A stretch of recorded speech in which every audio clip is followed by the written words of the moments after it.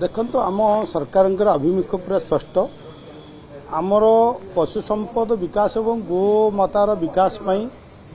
सरकार विभिन्न प्रकार पदक्षेप नहीं जमती कि आमे गोशालार मध्य आमे कथा कहिचु जे आमे 5 वर्ष भितर ओडिशा रे 200 गोशालार व्यवस्था करिवु एवं सरकार तरफ ताकू सब्सिडी व्यवस्था रही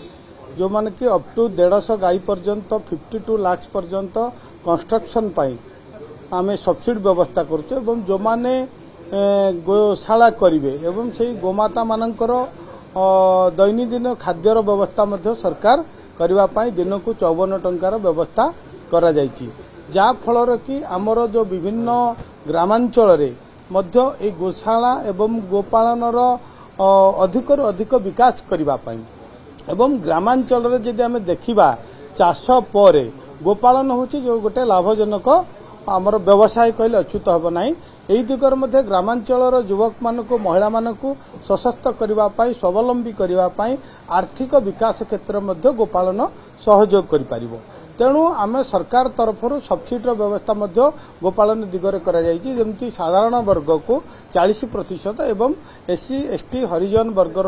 वर्गर जो माने लोक माने महिला माने चाहिए जे गोपालन करबा पाई ताकू 60% सब्सिडी सरकार मध्य वहन करिवार व्यवस्था करा जायछि तेणु आमको समस्त को आज जो गृह रे मध्य आज प्रश्न थिला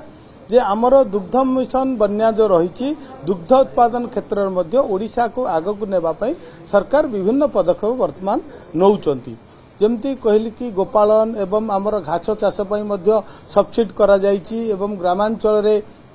गोपालन करबा पाई महिला मानकु मध्य महिला उद्योगी मानकु आमे प्रोत्साहन करूचे तेणु विभिन्न दिगरे आमे समस्त ओडिशार